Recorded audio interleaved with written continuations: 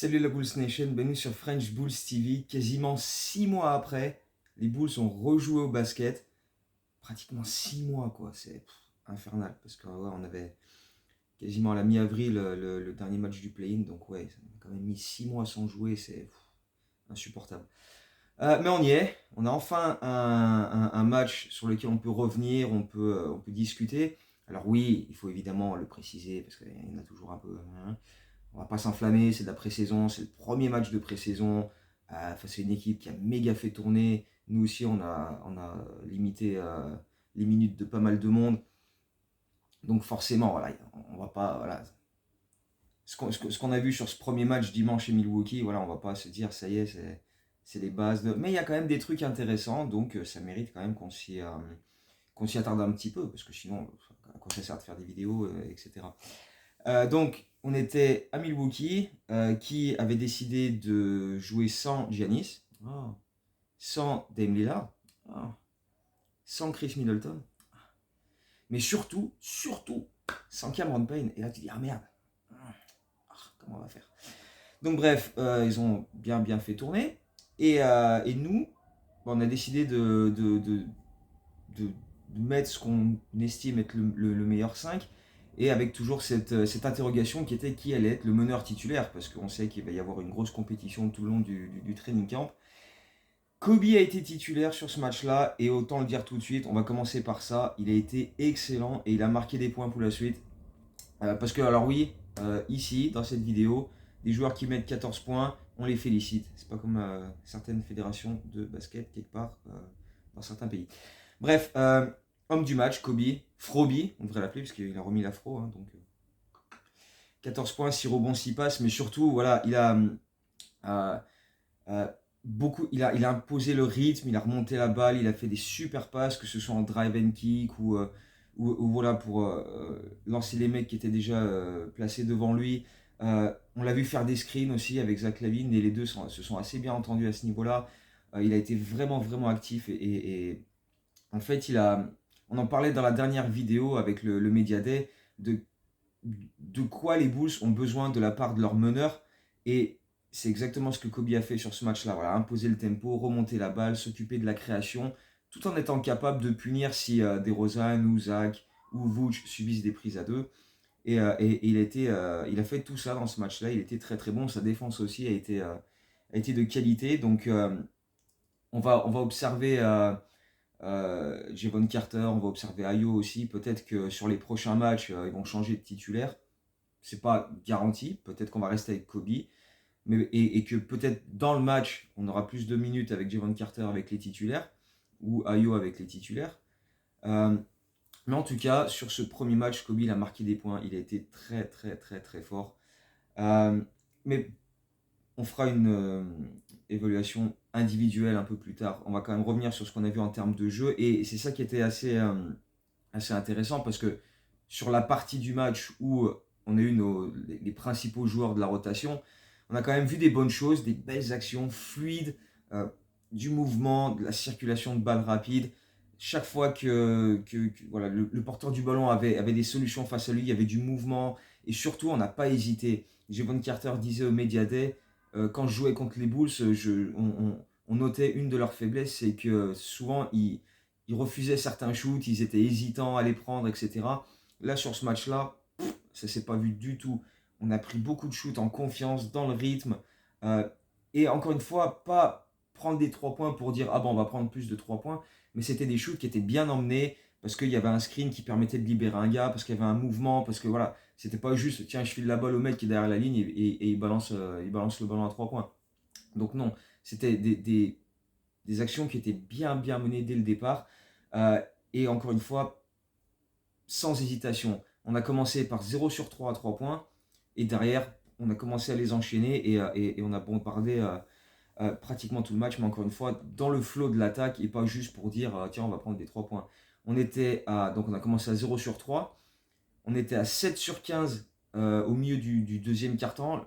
En gros, après 18 minutes, qui étaient les 18 principales minutes de ce match, on va y revenir. Euh, Avec 6 joueurs différents quand même, sur les 7 paniers à 3 points qu'on avait inscrits, il y avait 6 joueurs différents qui en avaient inscrit un. On était à 7 sur 19 à la pause et on a terminé avec 13 sur 35 au final. Donc 35 tirs, c'est plus que d'habitude. On a donc 13 sur 35, ça fait 37,1%, ce qui est quand même très très correct. Euh, et puis il faut aussi prendre en compte que dans la deuxième mi-temps et en fin de match, on a aligné des joueurs qui sont donc du bout du banc et qui ne sont pas forcément des spécialistes à 3 points. Quand tu fais rentrer les Dalen Terry, les Phillips, etc., voilà, c'est pas eux qui vont prendre beaucoup de 3 points. Donc en termes de volume, c'est intéressant parce que quand on aura euh, les matchs où on aura notre rotation à 10 joueurs, ce sera ces gars-là qui vont prendre les 3 points et on aura sûrement un volume encore plus important que ce qu'on a eu sur ce match-là. Donc c'est une indication intéressante. Il faudra voir comment ça se déroule sur un match face aux vraies équipes. Voilà, quand tu joues autre chose que les remplaçants des box. Ceci étant, euh, voilà, on reviendra sur ça. Mais bref, on a quand même vu, à part les 3 points, on a quand même vu voilà, une équipe qui avait envie d'attaquer le cercle aussi quand il y avait la possibilité de le faire. Il y avait beaucoup de mouvements loin du ballon, des cuts, des drives. Euh, le truc, c'est que le deuxième 5, et c'est à partir de là que ça a commencé à baisser un peu, les titulaires, c'était fluide, ça allait très bien, belle circulation de balle, du rythme, etc. Le deuxième 5, donc profil intéressant défensivement, ça c'est clair. Quand tu arrives à aligner Drummond, Torrey Craig, Caruso, Javon Carter et Ayo en même temps, tu te dis que défensivement, tu vas casser les couilles à beaucoup de monde. Par contre, offensivement, c'est très très limité en termes de création et il y a eu tout de suite beaucoup moins de mouvements. On est retombé dans du jeu un peu plus statique et on ne savait pas trop qui allait se dire bon allez, moi je vais prendre des shoots parce que sinon personne ne va le faire. Et donc il a fallu remettre par moment un titulaire avec les remplaçants, qui était parfois Patrick Williams. Et là aussi on va revenir sur ça un petit peu tout à l'heure, mais euh, il a été bon sur ce match-là. En deuxième mi-temps, Zach démarre, Vooch pas joué, 17 minutes en première mi-temps et plus rien ensuite. Donc voilà. Caruso, 7 minutes en première mi-temps, même pas 7 minutes, genre 6-30, 6-40. On l'a pas vu en deuxième mi-temps non plus. Donc on a eu des rotations différentes sur la deuxième mi-temps et ça a été un peu plus laborieux après avec les joueurs du deuxième, voire troisième 5, voire même vraiment les mecs qui sont là pour le training camp, qui ont eu des minutes sur le quatrième carton aussi. Ça a été beaucoup plus compliqué pour trouver un vrai flow offensif et mettre en place ce qu'on a envie de mettre en place. Mais bon, c'est normal avec ces joueurs-là et on sait qu'on les verra très très peu sur le parquet cette saison, sauf grosse blessure. Donc c'est moins grave. Ce qu'il fallait, voilà, le plus important sur lequel se focaliser, c'était quand même la première mi-temps et les principales rotations. Euh, et puis voilà, même défensivement, on en est du mal offensivement avec les remplaçants, etc. Mais même défensivement, dans le troisième quart-temps, on s'est pris des transitions dans tous les sens, on a pris des dunks en contre-attaque sur la tronche, on a pris des 3 points, les frères Lopez qui nous ont mis une misère, et on a perdu notre avance.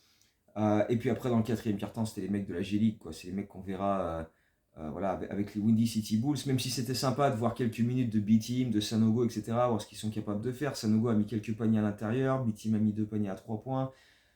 Et puis il y a eu ce dunk de barbare dans les dernières secondes de jeu de Quentin Jackson, euh, qui était un gros highlight de ce match-là. Mais voilà, c'est un mec qui est là pour le training camp et qu'on devrait retrouver avec les Windy City Bulls, faute de mieux. Donc voilà, c'était sympa de le voir, mais voilà, il n'y a pas de quoi.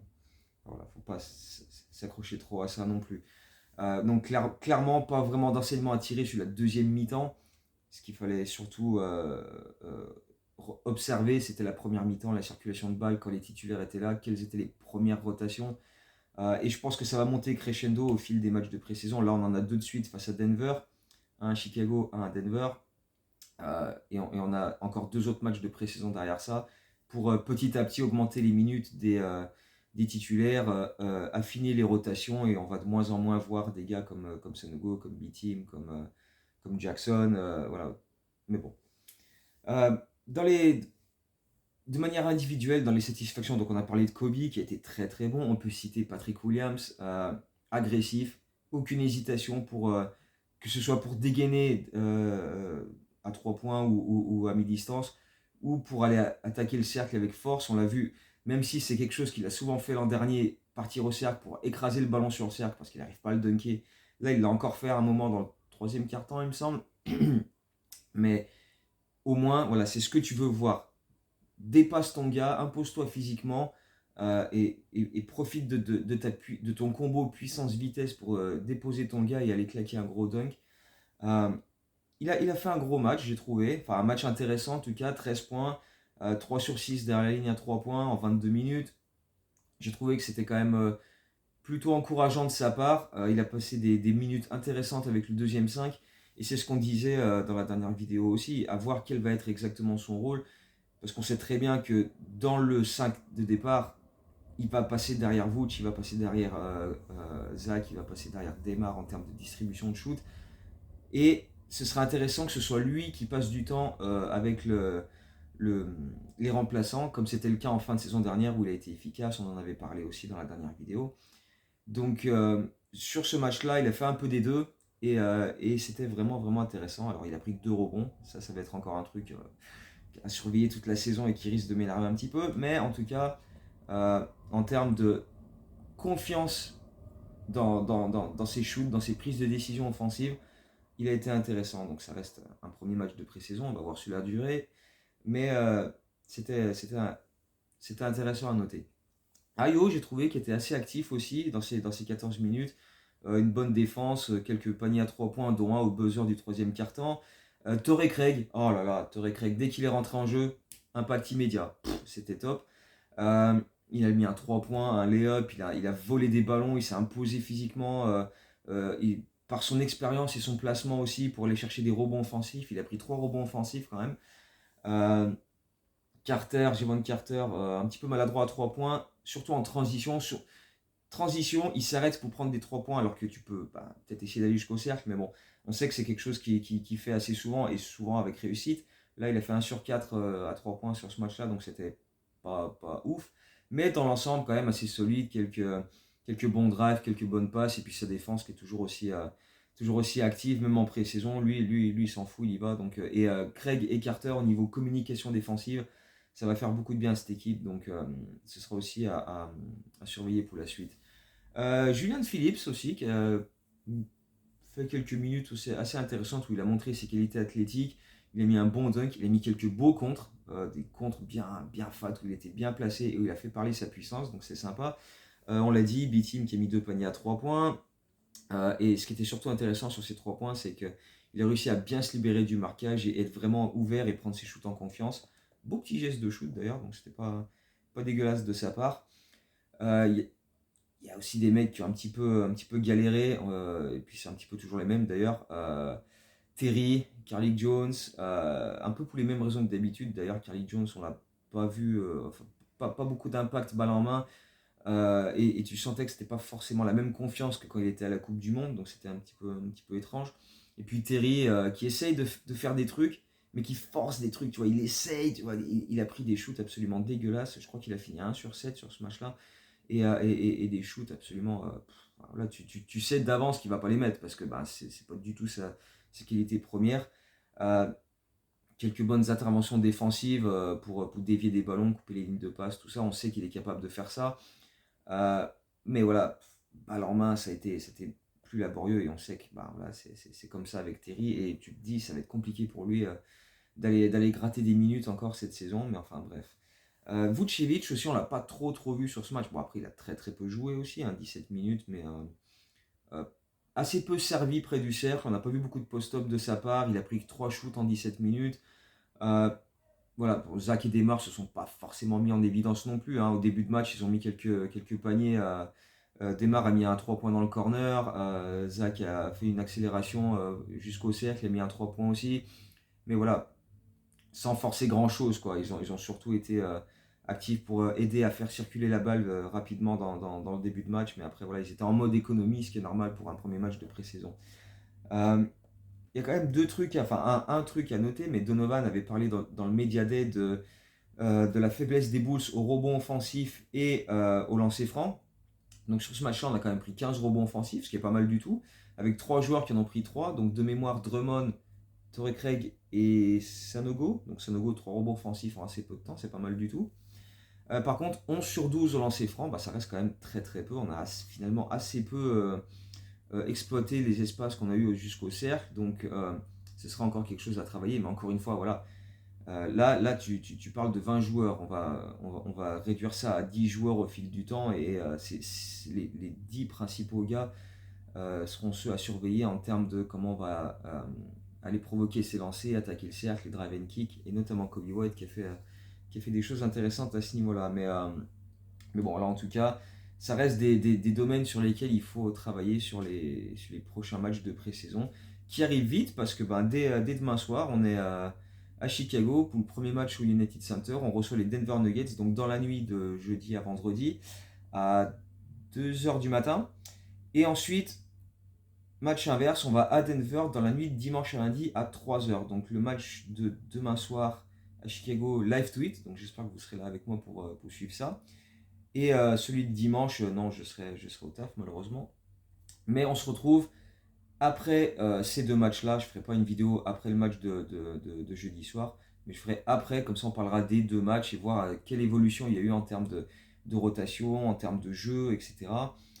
Et puis on fera un petit bilan à ce moment-là et on reviendra sur les deux derniers matchs de pré-saison, puisqu'on est désormais à 2 semaines de notre saison régulière. À 2 semaines de notre premier match de saison régulière, on recevra OKC mercredi 25. Ouais, mercredi 25. Face à OKC dans 2 semaines au United Center, c'est le début de notre saison régulière. Donc voilà, on a 4 matchs de pré-saison à faire avant ça pour continuer de voir les bonnes choses qu'on a vues de la part des titulaires et des principales rotations. Et voilà, bosser sur ça et renforcer ça au mieux. Et ensuite voir qui est capable de éventuellement gratter des minutes à droite à gauche. Mais je pense quand même qu'on a nos 10 qui devraient qui devraient assez peu bouger pendant la saison, quoi. Donc on va observer ça. Voilà. Dites-moi vous ce que vous en avez pensé, si vous avez trouvé Kobe White intéressant, Patrick Williams intéressant, s'il y a un joueur vous vous êtes dit ah tiens lui il m'a fait plaisir sur ce match-là, etc. Vous voulez qu'on revienne sur ça, pas de souci, on en discute en commentaire. Donc on se retrouve mercredi la semaine prochaine pour débriefer les deux matchs face aux Nuggets. Donc d'ici là, portez-vous bien et à très bientôt. Ciao.